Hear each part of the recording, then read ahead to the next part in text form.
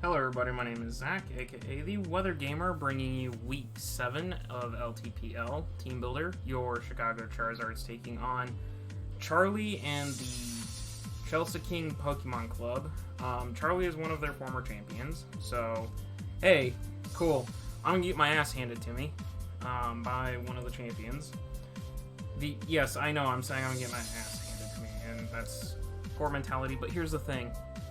How many of these lower tier mons do I know? Pretty much.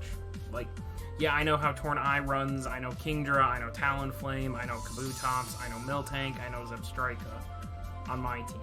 You look at the other teams, okay, Chandelure, I know how that thing plays. Zygarde, I know how that thing plays pretty well. Eel, I know how that plays pretty well. Amok, I know how that plays pretty well. Same with Virizion, Blastoise, Swellow, Nidoqueen, Araquanid, Pillow, King, Bronzong, Comfey, Jellicent, Leavanny, Malamar, Turtonator. Well, take Blaze's team out because I learned what that does last week. Florges, Lycanroc, Chestnut, Medi, Shaman, Rotom, Rhyperior. Hydra's team actually decently know what it does. Well, at least the top 4. Mienshao, Empoleon, kind of. Noivern, kind of. Lantern, kind of. Like, I don't know a lot of tier 3s and below because most of the time my tier 4s are usually the same mon and tier 5 as well. So, I don't know what I'm doing here. I'm literally, this is learning. This is part of the reason why I'm glad I jumped in mid-season, because I can learn. Like, oh, okay, that's what this and this and this do. So when I come back for Season 6, assuming that Hydra and Eon will allow me to come back for Season 6, I'll have a better understanding of, oh, okay, this is what I should do, this is what I should do, this is what I should do.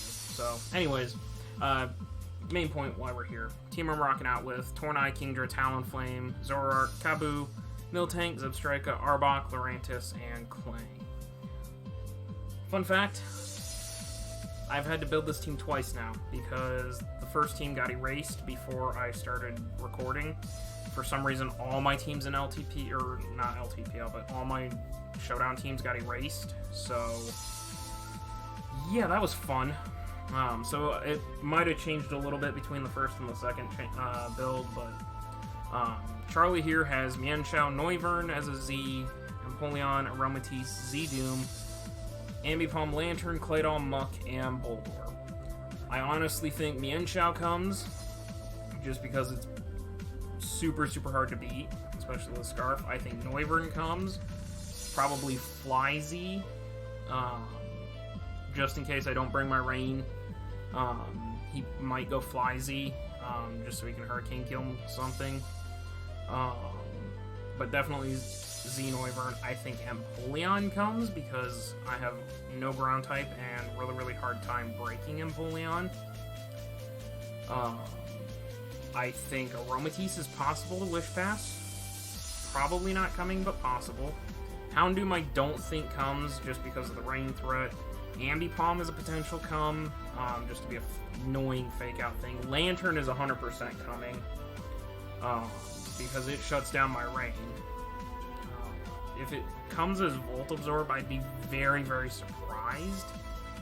I mean, it obviously could just come Volt Absorb because I don't have a true ground type. Mental note for next season: make sure I get a ground type. That's literally what I've been struggling the most with my 2 rain teams, is I don't have a ground type on either one. So, Claydol could come. I am very ground weak, and Claydol could be a very easy way to solve that. Muck could be really annoying as well if it starts cursing on me. Again, I don't have a true ground type. Don't have a psychic type other than Lunatone. So Muck could be a potential issue. And Boldor also has potential if it's Sandstream, just to force me to put Rain up again. Plus it beats my Rain setter, which is Torn. Unless I go manual Rain with Kingdra or Kabu. So, but let's get to the 6 we're bringing. First up, we have the Assault Vest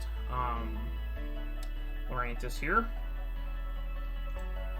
with Leaf Storm, Poison Jab, Superpower, Hidden Power, Ice, max HP, a good chunk of SPDF investment, some special attack investment, and a little bit of a minor attack investment. No speed investment. We're actually a negative speed nature.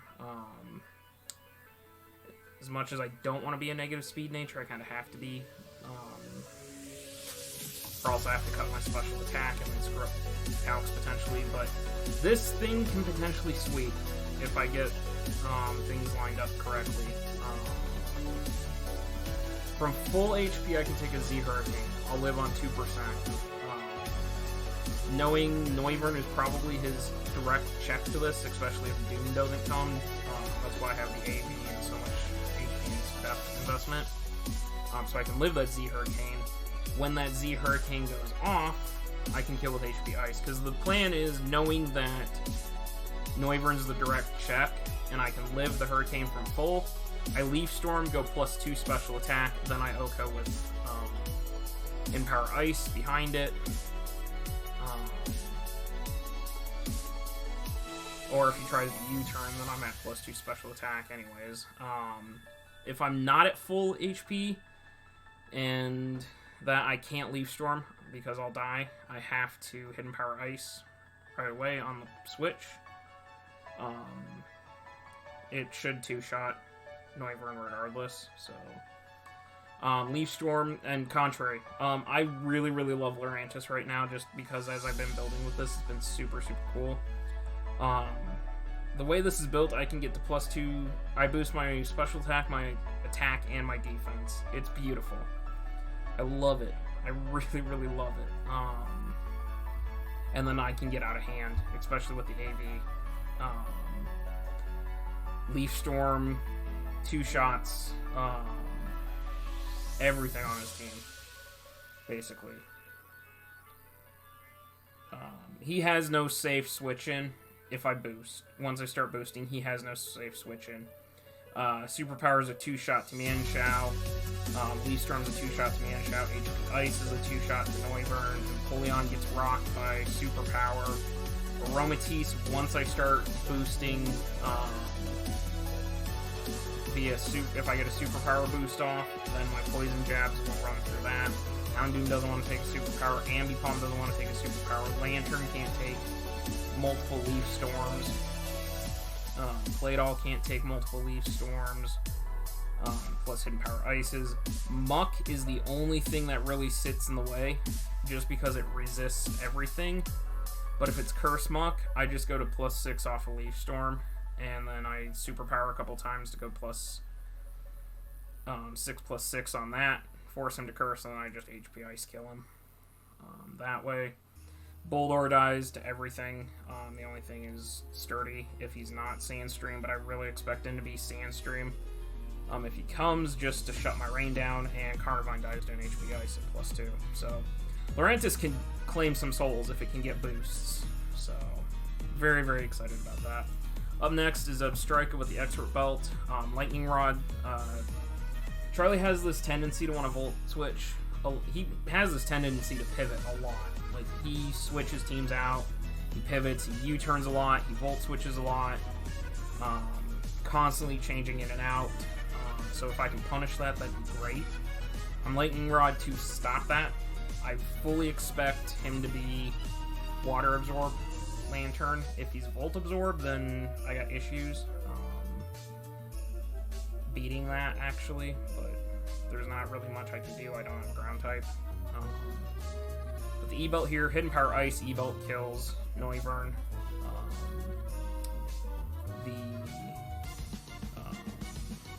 Volt Switch for myself to pivot, Thunderbolt to clear out his Empoleon. His Noivern doesn't necessarily appreciate it either. Empower Ice for Claydol. Zebstrika has an awkward match here, but it's kind of needed a little bit. And then Toxic, because if he is Volt Absorb Lantern, then I'm going to Toxic him, and he does have a tendency to carry Heal Bell, which I didn't know Lantern got Heal Bell until I started looking back at his replays. Lantern gets Heal Bell, so if I can force him to Heal Bell on a Toxic, I could potentially get Lurantis in, get a boost, and go. That's one way to get Lurantis going. So we'll see if Substrika can do that. We are Life Orb Swift Swim mixed Kingdra. And I know I'm going to catch hell from Hydra when he reviews the match. And again, when he sees the video, he launches the video, because the match will be played long before this video goes up. But I'm D-Dance Hydro Ironhead Draco with Swift Swim. So in rain, Swift Swim, great. I can Hydro, I can Draco, put on a lot of damage. Outside of rain, I D-Dance to boost my Ironhead, but mainly to dance. Empoleon just walls this thing so hard. It's not even funny, but why am I DD Ironhead? Because Flash Cannon doesn't do enough to Aromatisse. That thing is thick, Spadef-wise, but physically defensive, it's not as good. So if I can D-Dance Ironhead, it should OHKO that thing if it tries to be a Wish Passer. So that's that reason, plus I get my speed, so I can get faster than that Mienshao, because I fully expect Scarf Mienshao. So by getting a couple D-Dances off and getting faster than it, I can drop a Draco on its head and kill it. Hydro is there, just stab water. And obviously dropping Dracos is always fun. So Miltank here. This is potentially my lead unless I see Ambipom. If I see Ambipom, Miltank is not the lead, just because I don't want this getting damaged. Because with the Chople Berry, if he is Scarfed Mienshao Adamant, I'm still taking almost 80% from a high jump kick. I could easily run Protect, I know that, as a way to bait him in, but I'd rather just get the Thunder Wave off, because this and Tornadus are designed to beat that Mienshao down and put it in a range where it can't kill Lurantis with high jump kick. EQ, again, I don't have ground type, so Miltank has EQ. It's just there to EQ and put some damage in. T-Wave to slow things down. If I could slow that Noivern down, that'd be great. I don't have to D-Dance potentially with Kingdra. I can put that Mienshao at base speed. I can take away its Scarf, basically, with T-Wave. If I can get a knockoff off of Thundurus, then Mienshao is very, very crippled. Milk Drink to heal. And Stealth Rock. Because he likes to pivot so much, if I can get a Stealth Rock up, I can really start chipping into him, because he will be forced, if he doesn't bring Claydol, then he has to defog with Empoleon, and that gives me a chance to get Lurantis in and start boosting. So getting rocks up is another thing for Lurantis here. But really, I'm here to, and Sap Sippers for the Carnivine. Really, I'm here to T-Wave that Mienshao and then probably die. That's Miltank's sole purpose here, is to T-Wave it and die.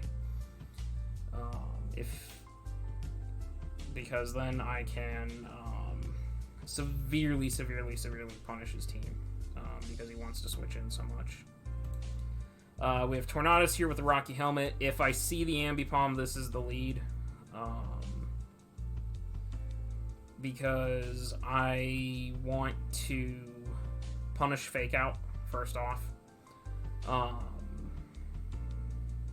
Then I will taunt, or I'll knock off after that, or I'll pivot, one or the other. I'll either knock off or I'll pivot, predicting him to U-turn after he Fake Outs. Unless he's banded, then obviously he changes, and knock off is great, especially if I catch the Mienshao coming in. Like I said with Miltank, if I knock off after I T-Wave, that Mienshao is crippled, and it makes Lurantis' job so much easier, because Lurantis will hopefully be faster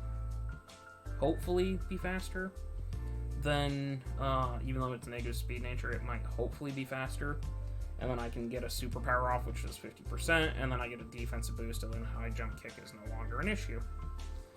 But, defog, keep rocks off my side of the field, just because I don't want to be taking that chip all the time. If he tries to rock on me, taunt to stop him from rocking, taunt to stop him from toxicking or heal-belling with the lantern. If he's bulky lantern, which I fully expect, knockoff to remove items is obviously really, really good, especially on the slower end of his team. And then rain dance, because this is my rain dance setter. Speed stat wise, we are faster than. Are we faster than? We are specifically designed to be. We're faster than Mian Chao. That way I know if that's a Scarf Mian Chao because it'll hit me first. Max HP and then a little bit into the attack stat. This lets me live a fake out into a return unless he's banded, which then I don't have to worry about getting that back to back.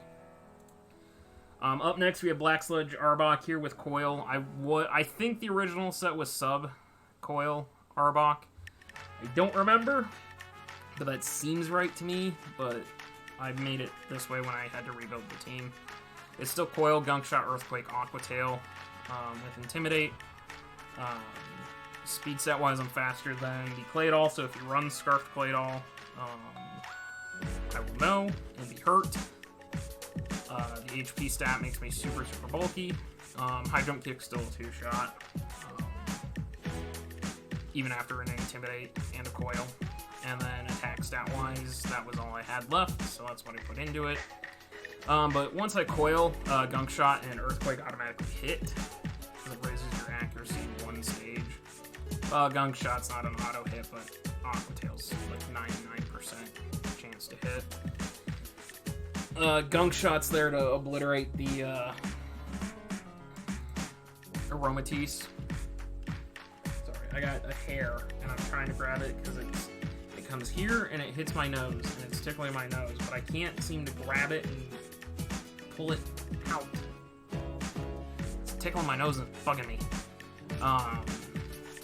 Gunk Shot will just remove that Aromatisse, and actually +1 Gunk Shot basically runs everything super hard except Muck, which doesn't want to take a Coil with Earthquake. Nor does Empoleon, nor does that, and then Aqua Tail is there to hit the Claydol. At least chip the Claydol down, and then I'll pivot into something. I'll pivot into Lurantis to hit the Claydol after that, but it at least doesn't allow the Claydol in for free. So that's going to be the team. Hopefully we pick up a win.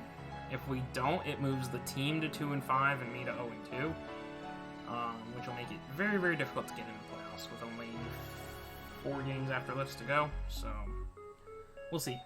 But thank you guys for watching. Check out the team builder tomorrow. I realized I was talking about Mons, and I was going to try and do something new and turn them on as I was talking about them, and I didn't. So, whoops. I'll keep working on that. But thank you guys for watching. See you guys next time. Check out the links in the description below.